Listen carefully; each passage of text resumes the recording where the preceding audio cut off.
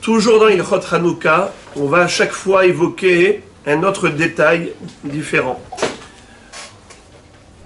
La mitzvah d'allumer les nérodes de Hanouka qui nous incombe pendant les 8 jours de cette fête, alors il faut le savoir que au moment où on allume, il faut qu'il y ait déjà le shi'ur, c'est-à-dire le volume d'huile nécessaire pour un allumage qui durera au moins une demi-heure.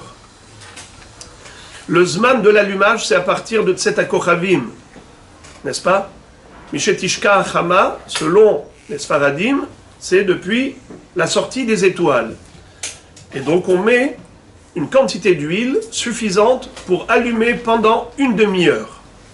Quel est le din si on a mis moins d'huile? Par exemple, on a mis pour un quart d'heure, et on s'en est rendu compte, on prend la bouteille et on va compléter. Est-ce que ça marche? Au moment où j'ai allumé, ça ne pouvait durer que un quart d'heure. Maintenant, je me suis rendu compte qu'il fallait une demi-heure, je prends la bouteille et je rajoute dans la veilleuse. Est-ce que ça marche? Réponse non. Pourquoi? Car la halakha est que Hadlaka Osa Mitzvah. Que veut dire Hadlaka Osa Mitzvah? C'est l'action d'allumer qui est la mitzvah. Et au moment où tu allumes, où tu fais la mitzvah, il faut qu'il y ait le potentiel de l'accomplissement de la mitzvah.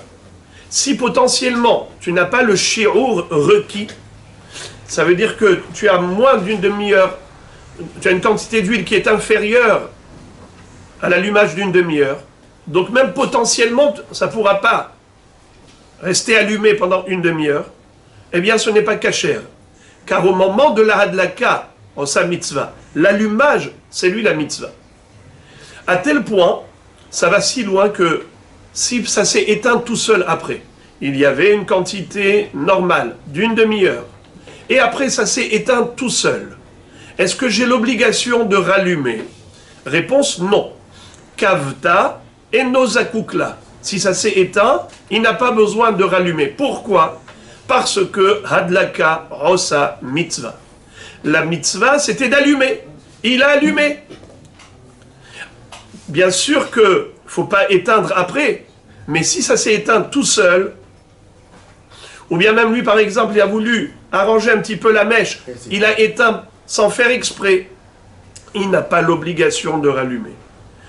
Amahmir tavo alav beracha. Bien sûr que s'il rallume, kol akavodlo, il est méritant, mais il n'y a pas d'obligation. Selon la halakha stricte, une fois qu'il a allumé, si ça s'est éteint après, ce n'est pas grave. Mais à condition qu'au moment de l'allumage, il y avait un potentiel d'allumage d'une durée d'une demi-heure au moins. S'il a allumé, il n'y avait que pour un quart d'heure et après il rajoute de l'huile, is not good. Car au moment de l'allumage, il n'y avait pas ce potentiel. Dans le même ordre d'idées, si quelqu'un allumait en face du vent, le vent ici, vous voyez à Natania, au bord de mer, dès que ça souffle, c'est la tempête. Nahon, presque, on s'envole.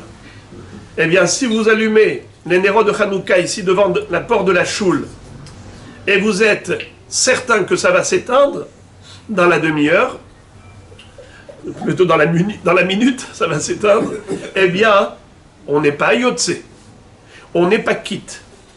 Le Rav Yalkut Yosef cite un posek, un Rav, qui avait voulu dire que c'est kasher tout de même. Pourquoi?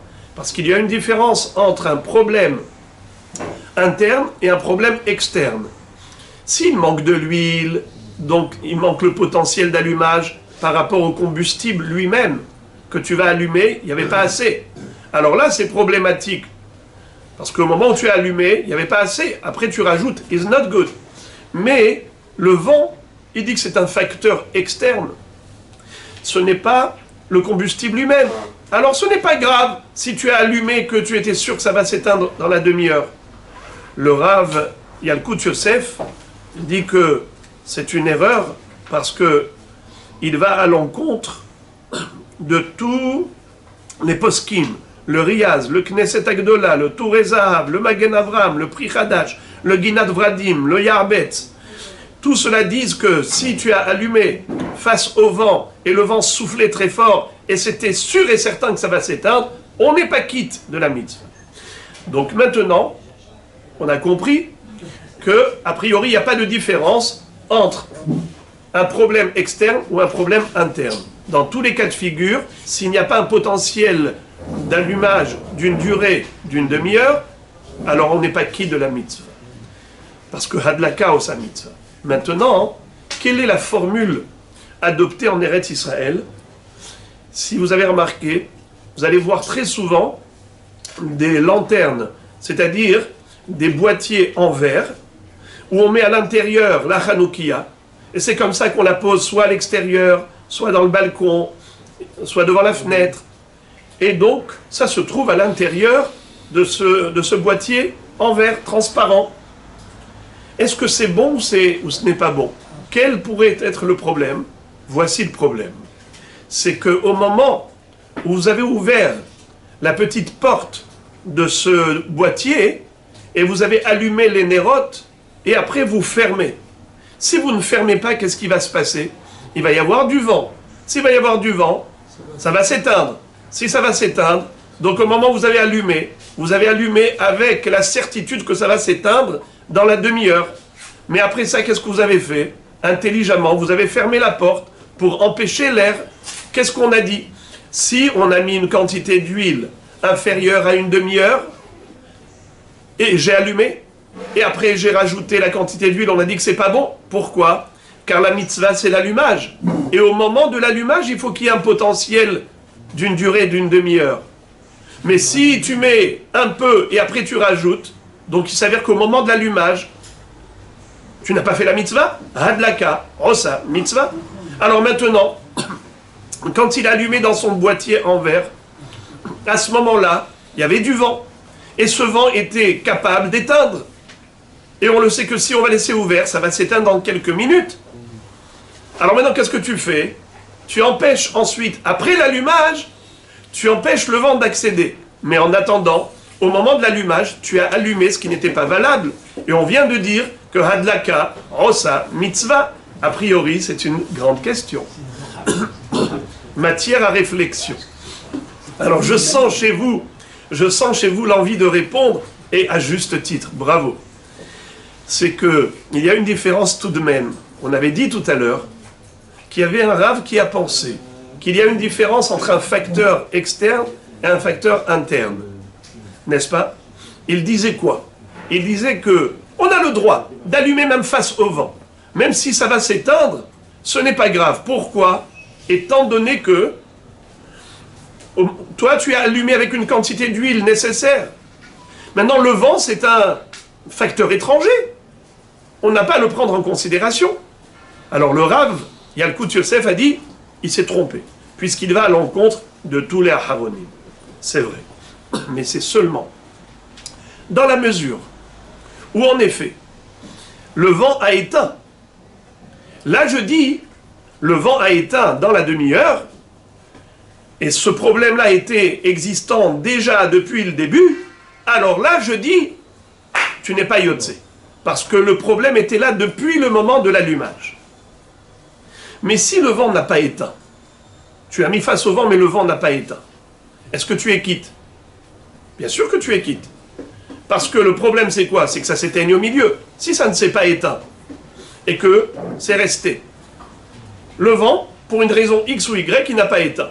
Toi, tu as allumé, et le vent, normalement, aurait dû éteindre, n'a pas éteint. Il y a un problème? Zéro problème. Pourquoi? Parce qu'en effet, le but, c'est que ça reste allumé une demi-heure. C'est resté allumé une demi-heure. Alors là, tu as le droit d'intervenir.